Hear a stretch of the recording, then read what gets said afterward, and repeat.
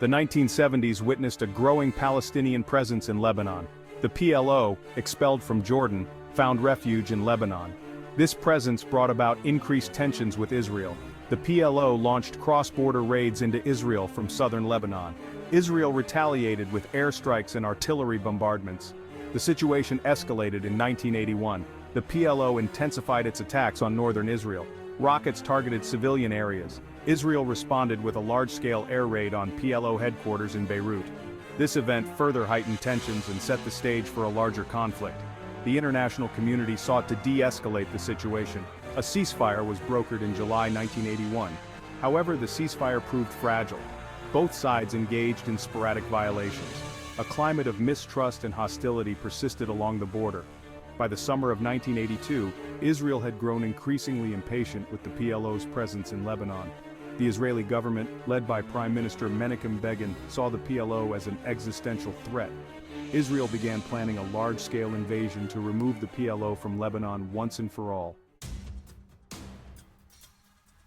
On June 6, 1982, Israel launched Operation Peace for Galilee. The operation's stated goal was to push the PLO 40 kilometers north of the Israeli border. This would create a security buffer zone and protect Israeli civilians from PLO attacks. The Israeli invasion was swift and overwhelming. Israeli forces, equipped with advanced weaponry, met little resistance in the early days of the operation. They quickly captured key towns and villages in southern Lebanon.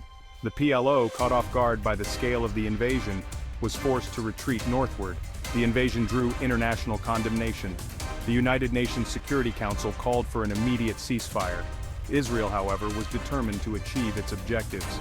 The Israeli government argued that the PLO's presence in Lebanon was a violation of Lebanese sovereignty. They claimed that their actions were justified to restore peace and stability to the region. The Israeli advance continued northward. They encountered fierce resistance from Palestinian fighters, as well as Lebanese leftist and Muslim militias allied with the PLO. The fighting was particularly intense in and around the city of Tyre. Despite the resistance, Israeli forces eventually captured Tyre and continued their advance toward Beirut.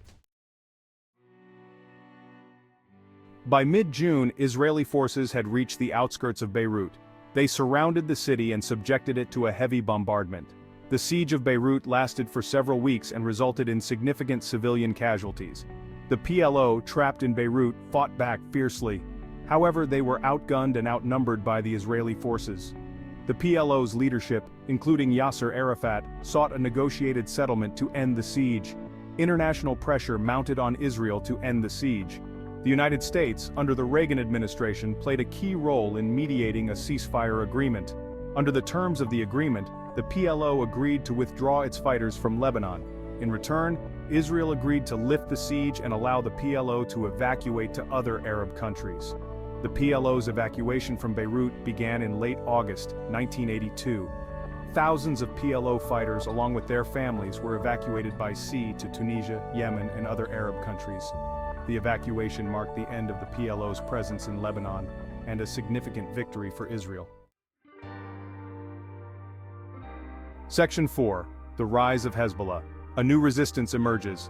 The Israeli invasion and the PLO's expulsion had a profound impact on Lebanon. The country was left in ruins, and its fragile political system was further destabilized. The war also created a power vacuum in southern Lebanon. In the aftermath of the war, a new resistance movement emerged in Lebanon. Hezbollah, meaning Party of God in Arabic, was formed by Shia Muslims who opposed the Israeli occupation of southern Lebanon. The group received support from Iran, which saw Hezbollah as a valuable ally in its struggle against Israel. Hezbollah quickly gained popularity among the Shia population of southern Lebanon. The group provided social services such as healthcare and education, and presented itself as the true defender of Lebanon's sovereignty. Hezbollah launched a guerrilla war against Israeli forces in southern Lebanon. The group's tactics, which included suicide bombings and roadside ambushes, proved highly effective. Hezbollah's emergence marked a new phase in the Arab-Israeli conflict. The group's ideology, which combined Shia Islamic principles with a staunch opposition to Israel, posed a significant challenge to Israel's security. Hezbollah's presence in southern Lebanon ensured that the region would remain a battleground for years to come.